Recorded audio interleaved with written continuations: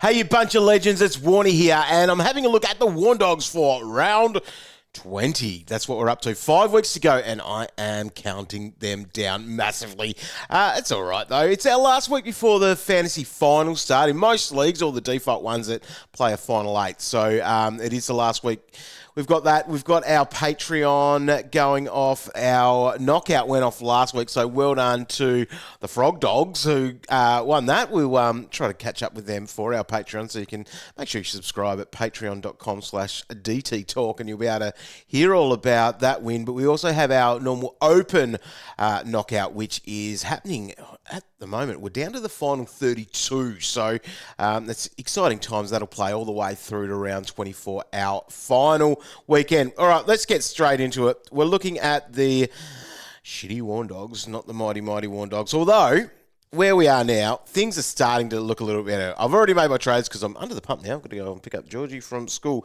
I've made my trades, so pretty much I've gone the bench security, is that the right word? Probably not, of Dante Vicentini. So he's sitting there on my pine as an emergency, just in case Roland Marshall's out, which I don't think that will be the case. He was the squirts that we got was that he was the only ruck at training today, so that is a positive there. We'll stay tuned to the 5 o'clock teams, just in case Tom Dum Campbell is named with him. If he is, then I will definitely move him to max. I think that's a no-brainer for me. But that cash that I got from McAndrew down to Vicentini, which is, I know it's only 45k, but it allowed me to turn my Ashcroft into Luke Davies-Uniacke. So, LDU, I like his matchup for this week. They've got some decent enough games coming up, so that's a positive, and the reason I went there is, that's pretty much why. It's a pretty simple thing. So, looking at my dead weight, and I wrote about this a little bit in the Friday Fantasy Fill-Up, which is on dreamteamtalk.com right now. You can check that out. But I've got sort of Callum Mills there, Will Day, and the Harry Himmelberg thing. So you might have noticed I've got a red dot sitting there. So Himmelberg plays on Saturday afternoon.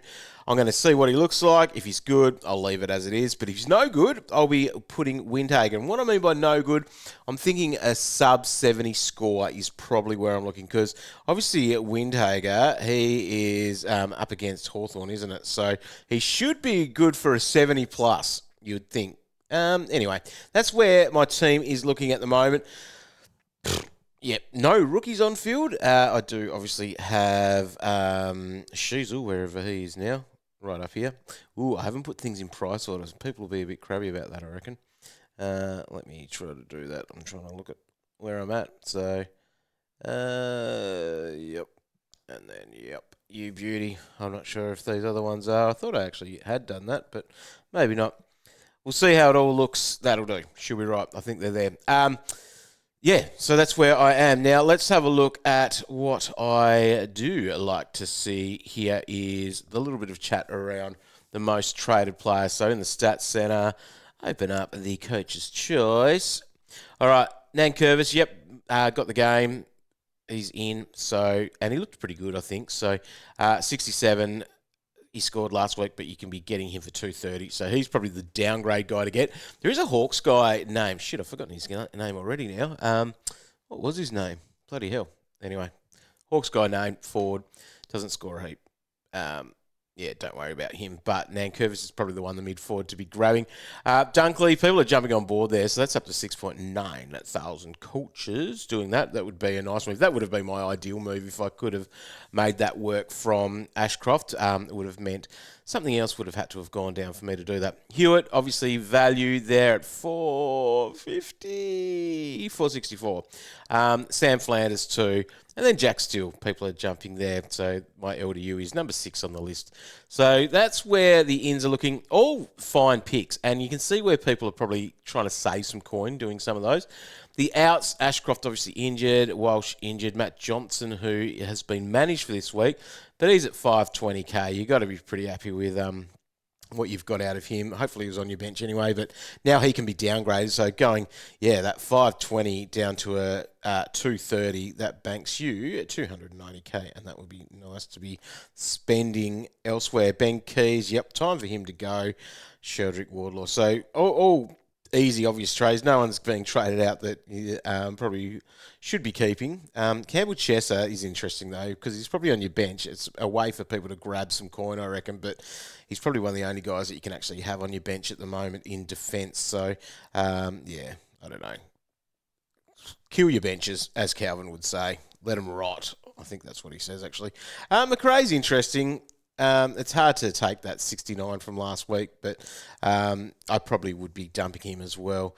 Anyway, if we're in luxury trade season, so going back to my team there, like I was mentioning before, just prioritising some of those players. So it's kind of Will Day, Callum Mills, and then, Himmelberg is probably, they're my three that I'd like to turn into someone else. Now, coaches are going some different directions with things. Now, just a quick one on the Marshall one. So that move from Rowan Marshall to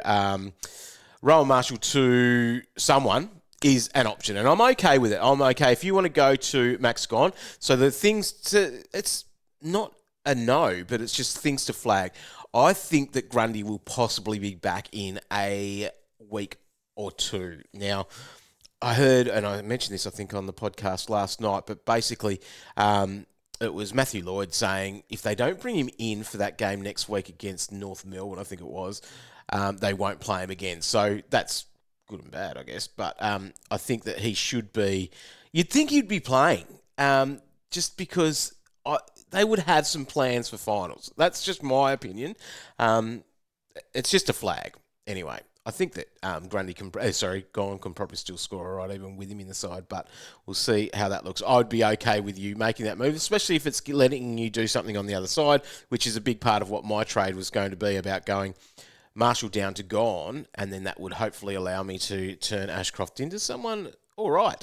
But I am getting someone all right in the end anyway in LDU, so I'm okay with that. I'll take that one, and I'll think that that's all right. So the other one that you could actually consider, and you would be locking this in early. So the beauty of going Marshall to Gone was that all happens on Sunday.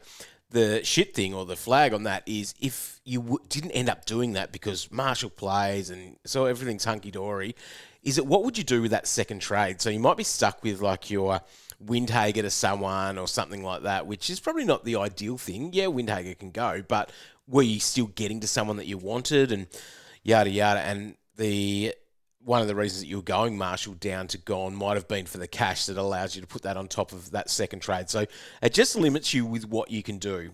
So timing's always a super important part of anything in fantasy. So check that out, map it out, look at the round ahead, and even in the future, we look at that too, because the other one there that you could be going for, but you would be locking this in Saturday, is going Luke Jackson. So you're even saving a fair bit more coin, which would then allow you to put that on top of someone. So if you were in a position where you're still playing a rookie on field, the Marshall down to Luke Jackson isn't terrible, because we know that Darsile is on he's basically done for the season. So that's what is a benefit or a win out of that one. So, yeah, consider that if that can help you really fix up something else.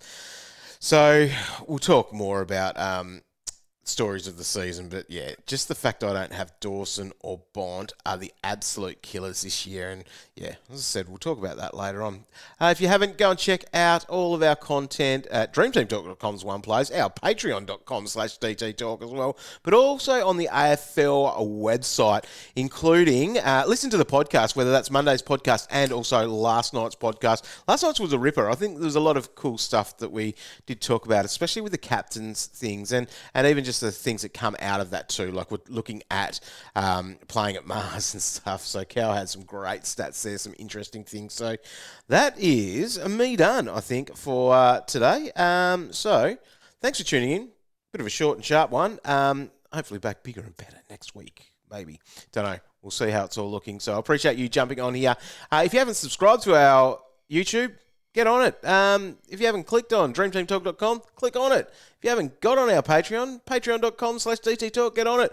We've got our Sunday Night Live show, which will be up, straight after the game. We'll be going live. Only a few more episodes of that left to go for the year. And if you are on Patreon or you haven't got on it yet, you're not going to be billed after round 23, but we will have content there. And that will be, I think, how it works is the only place you can see it. So anyone who is on Patreon that have got the membership, you must be a member before we hit pause on it, and then you'll get the bonus content that we're going to do during the off-season, which is some bonus podcasts, some different things, hopefully a bit of fun with that as well, which is what Patreon has been. So love the people that have been jumping on there and getting involved with it. So basically now, if you hit the, you get on and pay your $10 for this month, you'll pretty much get however many months it'll be of the off season, 5 months or whatever it ends up being, for free, where there'll be a bit of stuff. So jump on. It's a lot of fun.